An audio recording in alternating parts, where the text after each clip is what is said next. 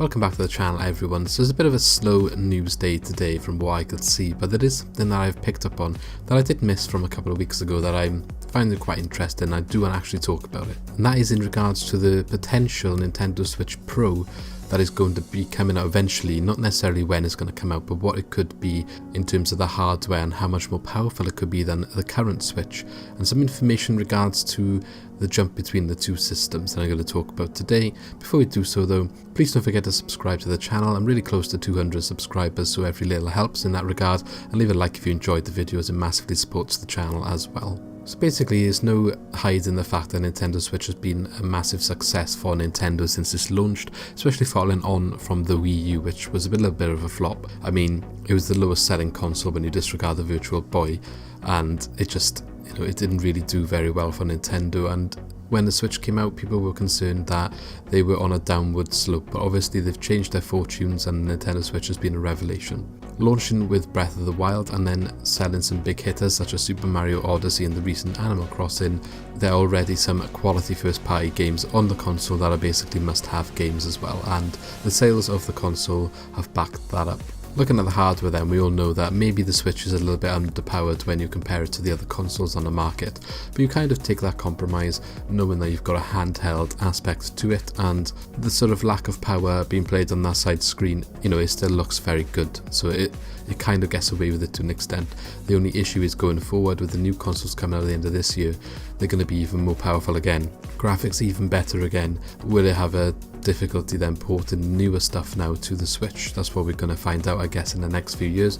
That is maybe part of the concerns going forward, and then enter the talk of maybe a Switch Pro that might come a year or two down the line, because I think one is definitely going to come. I think we can all agree on that. So the Switch is powered by a refreshed version of the NVIDIA Tegra X1, and let's bear in mind that debuted back in 2015, so that hardware, even though the Switch is only 3 years old, the actual chip it's using, even though it's a refreshed version for the console, is still 5 years old, so up against brand new 2020 technology, which is going to be launching at the end of this year, it's going to be struggling.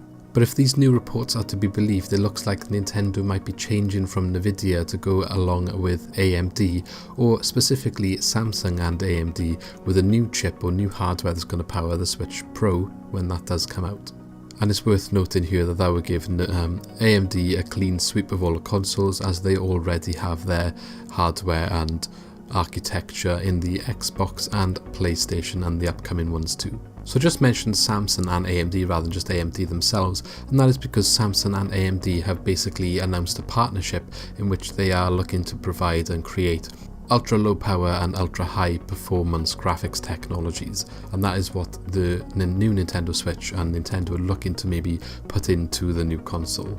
So AMD and Samsung are looking to make a powerful sort of SoC or system on a chip that Nintendo could potentially be using in the next iteration of the Switch, whereas Nvidia hasn't really improved their version of what they offer on the SoC department, being the Tegra X1. I think there is something that has come out, but it's not maybe as groundbreaking as what this potential news from Samsung and AMD is.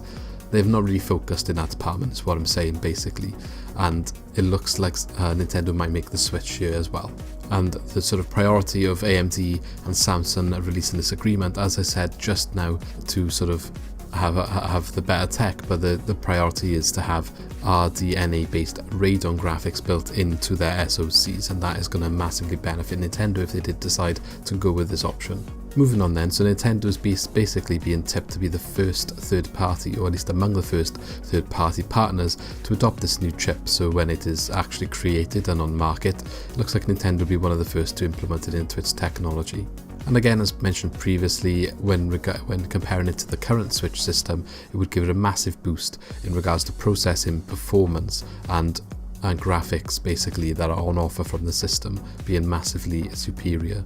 And I'm sure everyone has heard that the graphics on offer in a lot of mobile games of late can even outperform that on a Nintendo Switch if they really wanted to, and that's something to take into consideration as well, that Samsung obviously make a lot of mobiles and AMD are experts at graphics. So you're putting the two together, so you're probably going to be having a very, very good and viable option for the next generation Switch if they did adopt this, because I mean, it's in Samsung's interest to develop something that is at least better, or if it goes into their phones as well, but at least, you know, better than what's available now.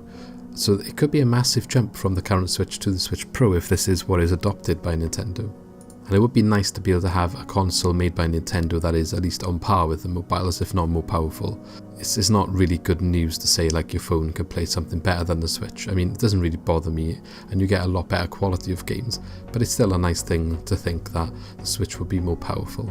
So whether or not this means that we will get anything close to the new generation of consoles, so like the PlayStation 5 and the Xbox Series X, I highly doubt it will be that much of a leap, but it does probably mean that you could get quite close to maybe PlayStation 4 and Xbox One graphics on the next Switch console.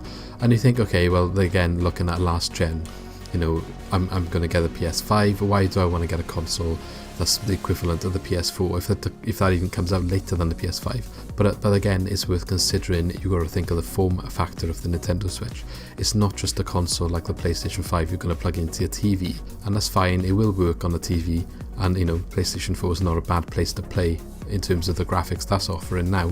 So again, that's not bad, but the main aspect of this is just imagine playing your PlayStation 4 or Xbox One on a handheld device. That is the main point of all this. So if they can offer that, that is brilliant. You know, you can't really complain with that. And most games that are going to be made for the PS5 and Xbox Series X currently are going to be sort of cross-generation and made for the PS4 and Xbox One too, which means they could also be made for the Switch to the same quality if this rumour is true. And I think that's something to be excited about, because you wouldn't have to necessarily compromise on the graphics and performance of things like The Witcher and Doom and Wolfenstein games that have all come out on the Switch, and you'd instead have the same quality as what the PS4 offers for those games, but playing it on a much smaller screen. So it could arguably even look better in terms of frame rates that are on offer because the screen is smaller. Let me know what you think about this news then. Do you think it's exciting that Nintendo could be potentially using the Samsung AMD partnership for their next console? Or do you think they should stick with Nvidia and maybe wait for the Tegra X2 if that's not out already, or something that's viable to sort of boost the performance of the next console? Or is there another option that they should use, maybe develop their own chip? I'm not sure. What do you think in the comments below, and let me know. Leave a like if you enjoyed this video, and as I mentioned earlier, I'm nearly at 200 subscribers, so I'll appreciate any help to help me get there. That'll be a massive goal for the channel, so if you can support that, please do so. There's 2 videos on your screen right now, one of them the most recent upload, the other one is recommended for you by YouTube, so check them out, and I shall see you in the next video. Thanks for watching.